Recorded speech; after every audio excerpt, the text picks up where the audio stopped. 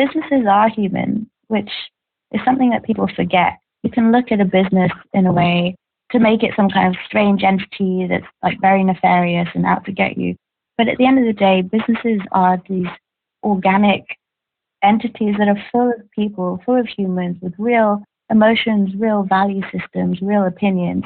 And you should really harness that. You should really show this human side of your companies if you want to be trusted, because human beings trust other human beings. If they know that there's another human being on the other side of something, then they're much more likely to trust you.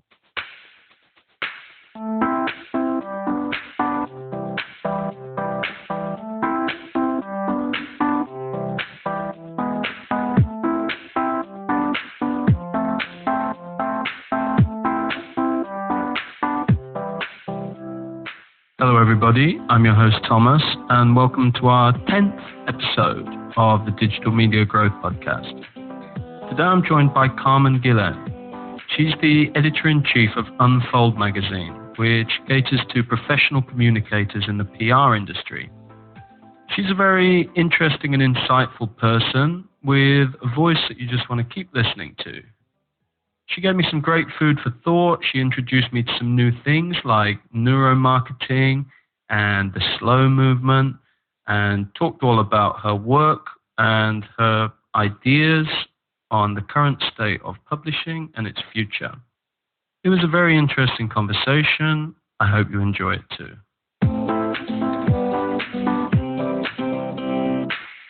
Hello, Carmen. Thank you for being with us today. Welcome to the show. Hi there, Thomas. Nice to see you. Just to begin, can you just give our listeners an introduction to yourself and the current work that you do?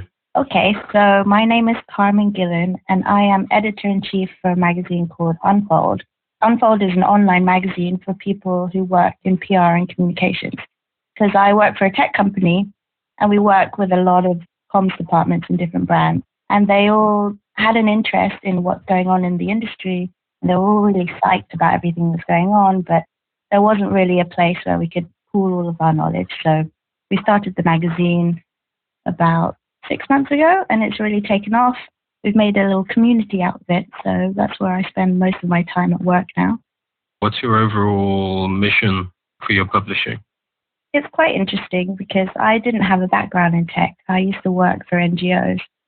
And when I arrived, I was really overwhelmed at how far it had progressed.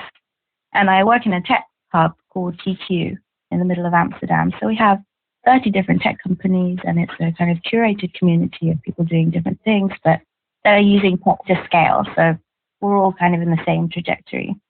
And I would go around the building and I'd ask people about their work, and I would just think, I have no idea what you're talking about.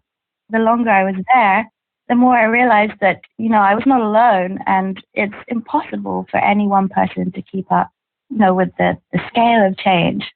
So I guess with this project, I just wanted to create part of the sharing economy where we shared resources and knowledge as professionals so we could keep on top of all of these changes that are happening. Because everyone has their niche, right? Everyone has something that they're really, really good at. It's been a really great insight into what's going on, and we're kind of helping each other to understand how things are changing because it directly affects us in our work. I mean, with AI and with different social media platforms, and it's really changing the face of communication. So it was, to keep on top of change mostly, and to create a community that's specifically for people that work in PR and comms, because there's a lot of stuff for general marketing or growth hacking or things like that, but nothing for people that work specifically in that for our region, which I think is why it resonated with some people. You say that a community is developed. What does that community look like?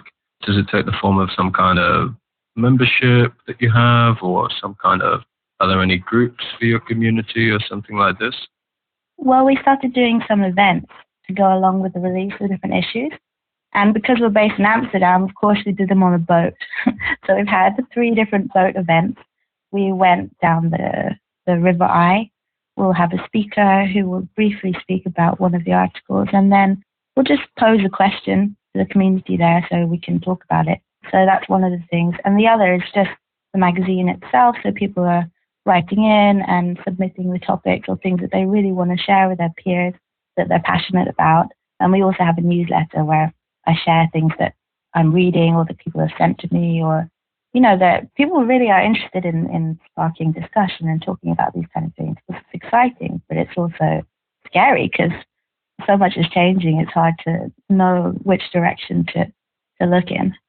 How did you approach building your initial audience, your initial traffic, and getting that initial traction when you first made the decision to launch the brand? I mean, we were lucky because this is a thought leadership platform that's built on my company. So I work for a company called PR.co, and we build PR software and newsrooms for different brands. So we already had a mailing list around there of different comms departments, and we just asked them if they were interested in learning more about the topic, and most of them were. So we had a kind of core base that were interested. And then on that, it's been mostly word of mouth, to be honest, people coming along to our events or people that I've met at events, and they will tell their friends who tell their friends. And yeah, it's just built from there. But it's never easy in the beginning to build an audience. Online promotion is sometimes you feel like you're shooting in the dark. But I tend to go for other communities because they're an easier way to reach your niche. So I love LinkedIn groups, I love Quora, I love Reddit and stuff like that for meeting other like-minded people. Were the events something that was pre-existing, or did they directly grow out of Unfold itself? They grew out of Unfold itself. So our parent company is The Next Web, who are a tech magazine. And they had their annual conference. So I thought, well, why not launch the magazine there and invite different people who work in PR and marketing to the boat event and talk about the magazine. And so we did it, and a bunch of people showed up, and they loved it because people want to know what other people who do their jobs do in their day-to-day life. It's really interesting to meet someone that has the same job role as you, that has the same challenges, and they might approach things in a slightly different way. So they were really excited to meet each other and just to have a chat. It was very informal. And they asked if we'd have another one, and we hadn't planned to, but we thought, well, why not, whilst there's demand? So we carried on doing it. And now the summer's come to a close, but the last one was really interesting. So we think we might carry them on, but try and do something a bit more seasonally appropriate because it gets quite cold here in Amsterdam. As you say, it is very interesting to know what other people do in their job. So what does a typical day look like for you? So I come in the morning, and I usually start doing a lot of research. So I like to know what's going on in the industry. I subscribe to a bunch of newsletters. I'm a big newsletter geek because we have a newsletter for Unfold, but also we have one for our company. So I spend a large proportion of my day doing that. Then I usually go about chasing up some contributors and reaching out to other people who I think would be interesting as contributors. And then I probably spend the last part of my day looking into analytics and trying to work out what's interesting to people, what isn't interesting to people, and how to plan my next issue. As a newsletter geek, do you have any particular good ones to recommend to me and our listeners? Oh my God, yes. So my favorite newsletters are, I love The Next Draft. That's great for the news. And that guy is so brilliant at puns. His headlines are just fantastic. And as well for news, The Skim is really good. They just speak to you as a girlfriend would, but they really break down and simplify politics. And as someone with a background in writing, I can say that it's really hard to make complex things sound conversational. So I don't know who's writing for them, but they're very talented. Also, I love Dense Discovery, which is design newsletter. Oh, there's a fantastic one from England called Empirica, Web Curios. And the guy is very witty, quite rambly, and he just has a roundup of what's happened on the internet that week. It's incredibly lengthy, so I usually read it outside of office hours, otherwise I'll spend my whole day reading it. But he starts from the beginning with different things that have happened. He calls it adverb PR marketing, and then he'll just go on to random miscellany at the bottom. I think that's some great ones for me to get started on. I'm going to subscribe later, thanks. As the editor, how do you actually, what does the process look like for coming up with constant content ideas for the calendar that you know are going to really work? What is the research look like on a practical level that goes into that? Well, the key thing is to write for your audience, because ultimately they're the ones that are going to be reading the work. So I do a lot of outreach just to ask people what topics they're actually interested in. And then I look into online communities and see what people are sharing and see what people are reading. And then I write around those topics. So I'll either invite people who are working in those areas to come and write for us, or I'll write it myself. Sometimes we do interviews also. But I'm lucky enough now that the publication has gained momentum that people are just actively giving us articles, which is great. And they're often very relevant. I've been very lucky like that. But if not, I might steer them in a direction that's more relevant. You also mentioned that you spend a lot of time looking into analytics. What are the most important analytics or KPIs or data points that you track to measure your success? Well, things like page views, we don't really look at so much. Number of subscribers is important to us because that's something active that people have done. And some active sharing as well is important. And I just like to look at the content itself, where people drop off, where they've dwelled, what are the most read content pieces and why, things like that. Another question on the newsletters. As somebody who's so into newsletters and writes them yourself, what do you think are the most important considerations to someone who's just starting up with their own newsletter? What are the key mistakes most people make? What's the anatomy of a really great newsletter? Well, for one, it has to be clear. So very clearly laid out, very consistent, very easy to skim the information because people don't have time. They often read things at work. Even myself, my favorite newsletter will come and I won't have time that week. So I'll skim and look for the most interesting stories and click on those. And the other is, and I didn't work in B2B before, and I assumed that because it was business, you had to be very formal and stuffy, but that's just not the case. In business, people are still human and they still like a human voice. So I think one of the things that people really trip up on is they're just too boring. People write in a really boring way. And it's good to have a sense of humor and it's good to be conversational in a way that's not, not trying too hard. But definitely if you can keep that human tone, then people will find it more interesting and they'll want to read. What are the key differences you've noticed moving from B2C to B2B in terms of marketing and the editorial side? My transition was from NGO, so it wasn't quite B2C that I was moving from. There's a lot more networking with what I'm doing. There's a lot more turning up at physical events and meeting people in person, which didn't happen before, which is really interesting. It's much more human. It's much more network-based, which I find really invigorating. And I mean, if you like people, then that's a brilliant way of connecting with other businesses. Because if you're just cold calling or trying to outreach, then people just won't respond. Whereas if you've met them at an event, then they're much more likely to send you an email. One thing I wanted to ask you about, everybody in the industry knows now that trust is becoming a huge issue. Trust is falling in news and information across the whole spectrum.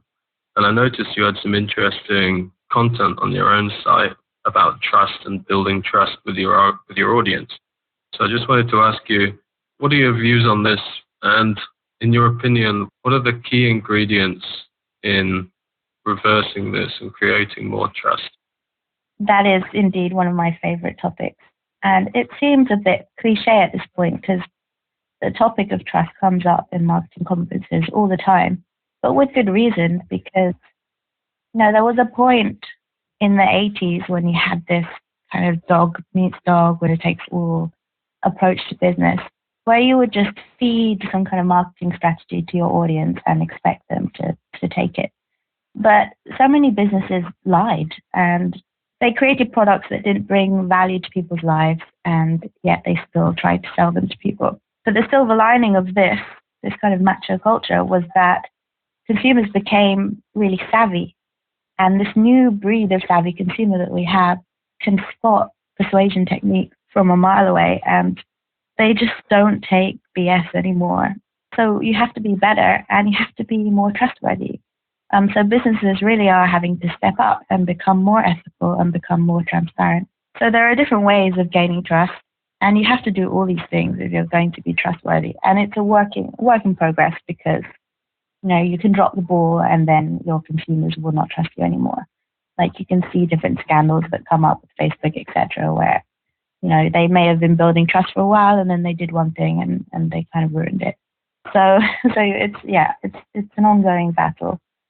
But I would say the main components of gaining trust are, there's a really great talk by Frances Fay on TED about how to gain trust. She worked for Uber for a bit and was working on this. And one is the logical rigor of your arguments.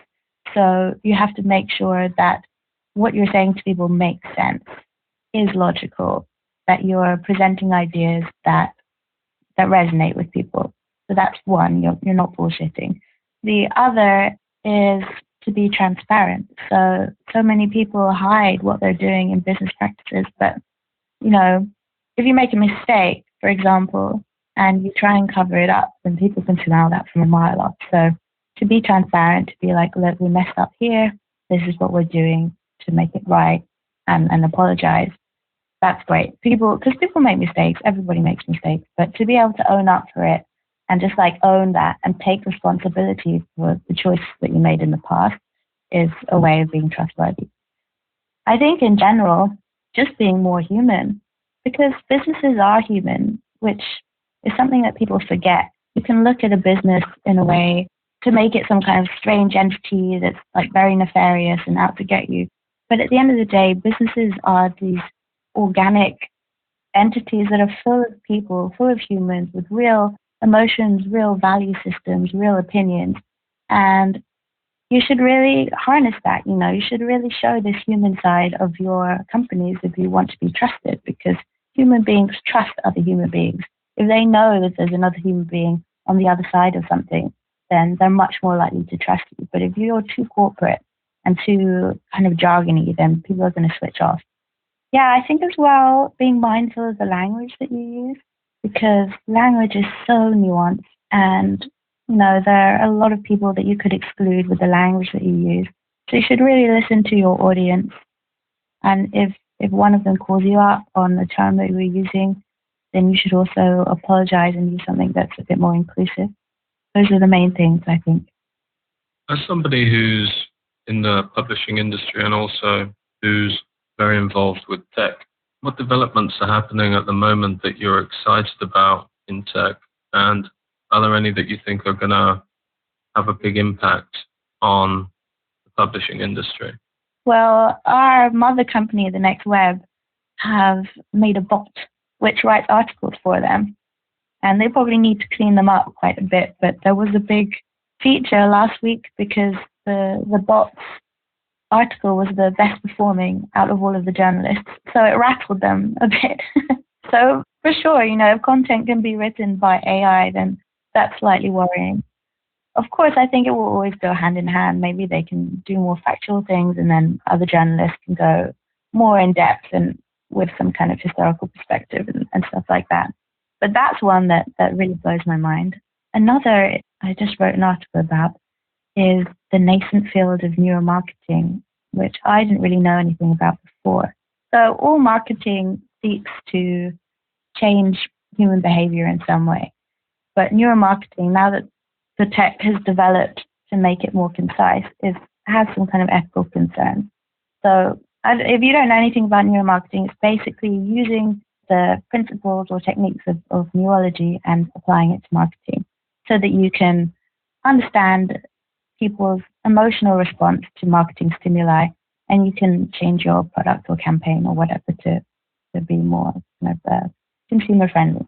So they use different techniques. There's eye tracking technology, so you can see points of gaze, the duration of gaze, where they drop off, where they get bored.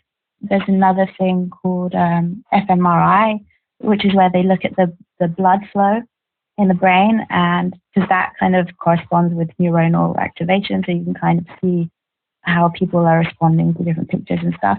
And another one is EEG, where they use kind of imaging to look at your electrical impulses in the brain. So all of these things, you can see mostly in real time how people are having an emotional response to different things. And therefore, we can make our products more effective. It would be great because there's less product failures. The really interesting thing about it is that people tend to misreport their true feelings. So you could have someone in a market study and they would say, oh yes, I feel this way about the product. But in their real heart, they feel something differently. But because of, social realities, they will slightly change, even self-reporting on a survey that you give them, they might slightly misreport their true feelings.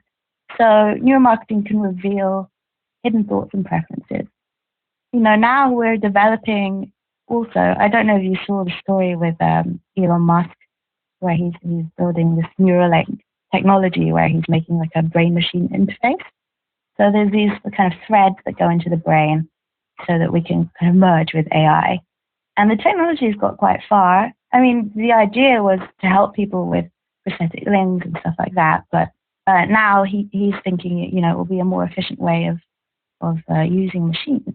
And then Facebook are also looking into some kind of brain-machine interface where they can now basically read minds.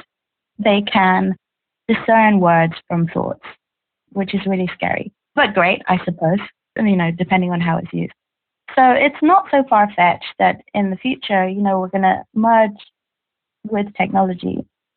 And therefore, companies are always collecting data from us.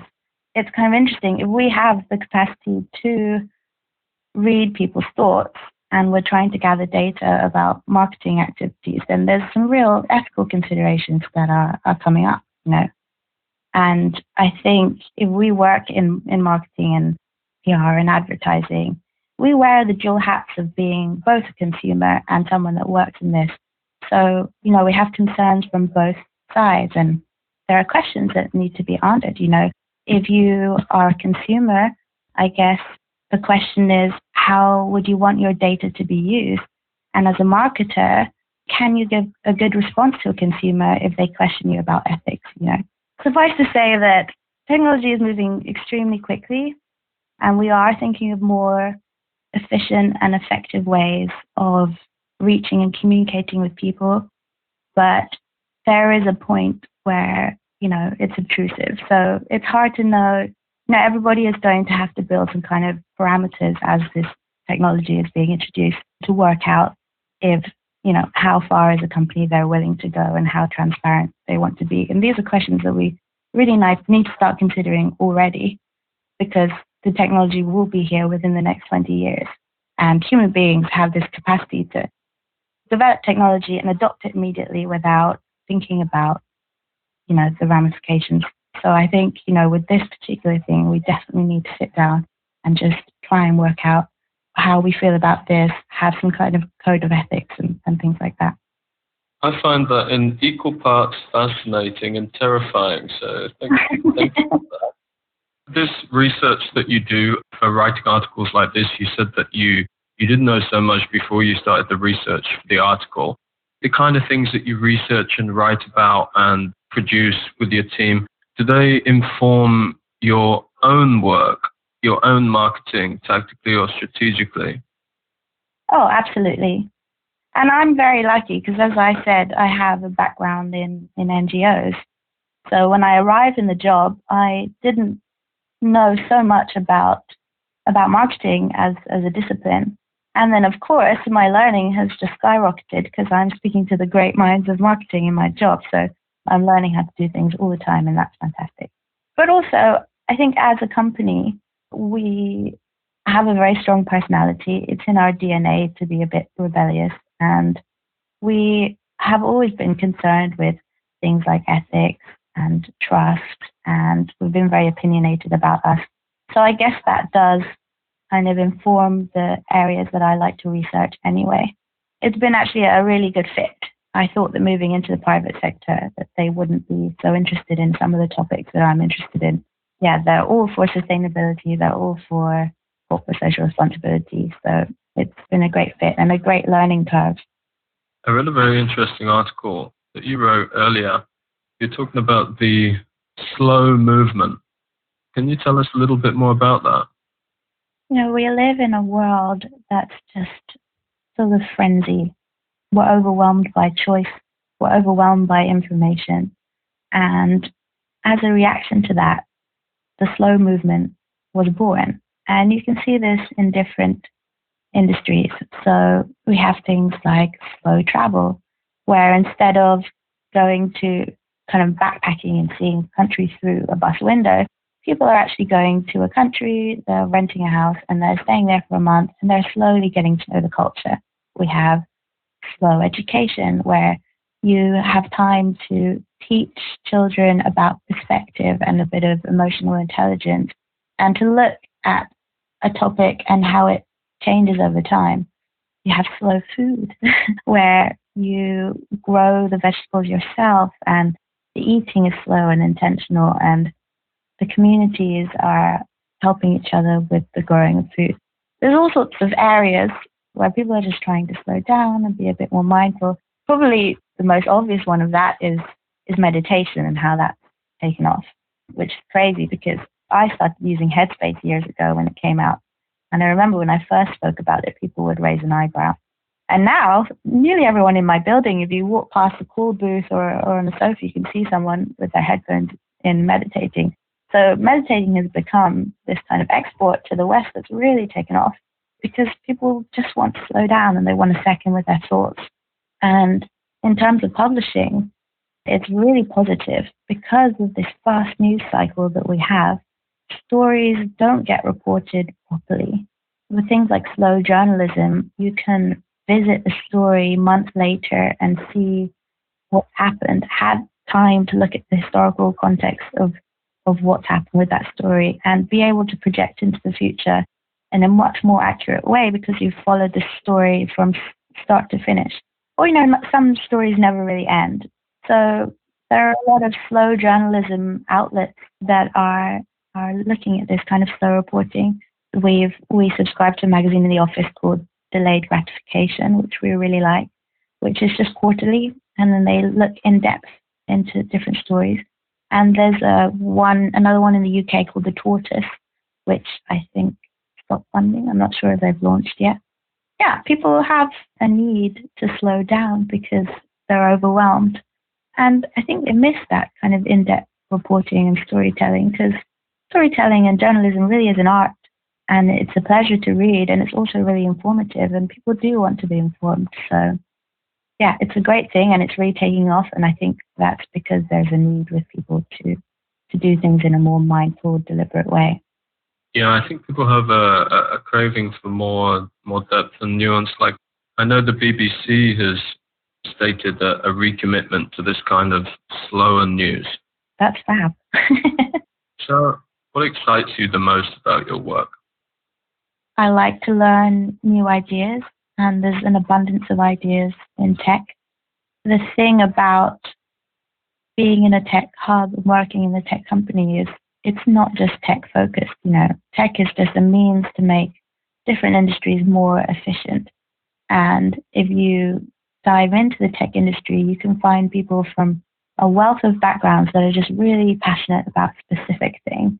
And it's been great to go in and discover industries that I didn't even know existed, or problem solving for problems that I didn't even know existed, and really clever, innovative solutions that people have, and really bright people. So yeah, it's nice to discover these different things and to meet these really bright and interesting people, because I'm interested in other people that work for comms because I'm a professional communicator as well.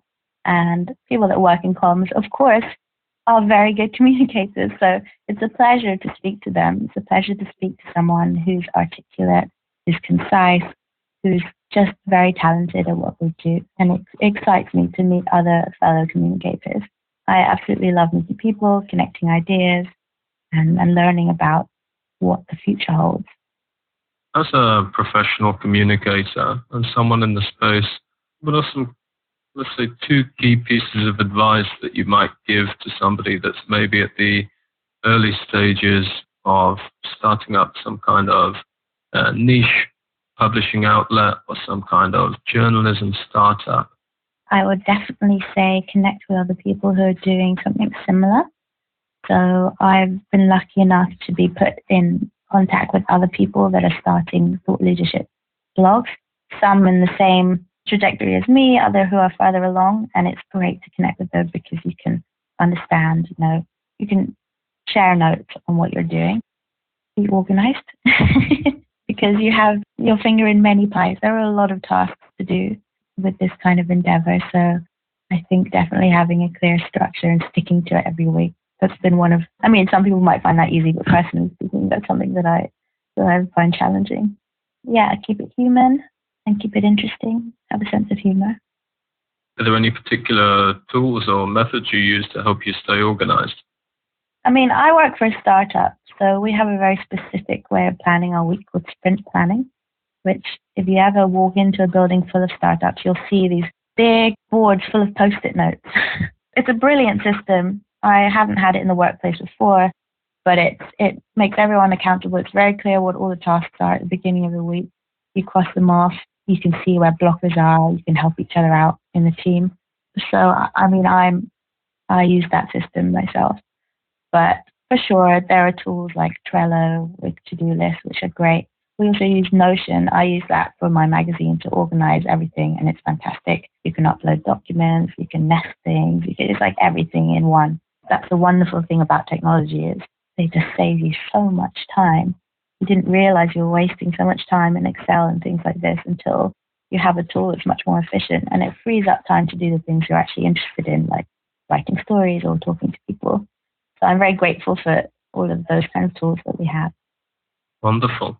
Are there any resources, any books, podcasts, blogs, courses that you would recommend to me and our audience if we want to learn more about the topics we've discussed today?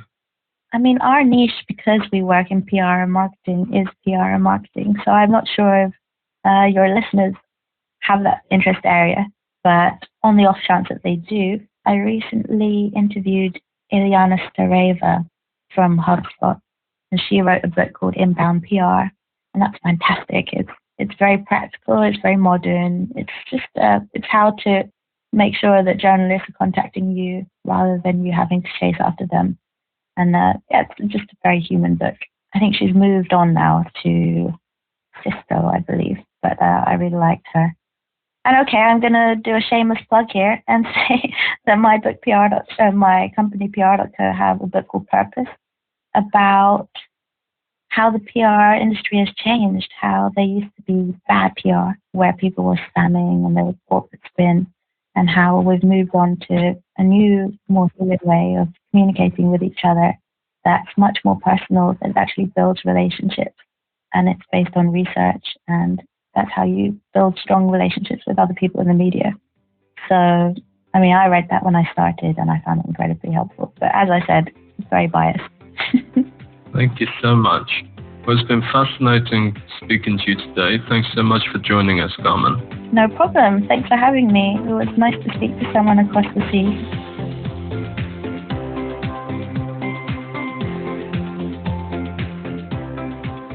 Thanks for listening, everybody. I hope you enjoyed the show as much as I did. Check out unfold.pr.co. That's the online magazine that Carmen is the editor of. They have a lot of great content there about brand building, changing technologies, media relations, reaching your audience. Really high quality stuff worth a read. Don't forget to subscribe if you haven't already done so. We put out a new episode every week, and we've got a lot of great guests lined up. Also, head over to mobiloud.com/blog for my write-ups and kind of extended show notes of each of these shows. Thanks for listening again. See you next time. Bye-bye.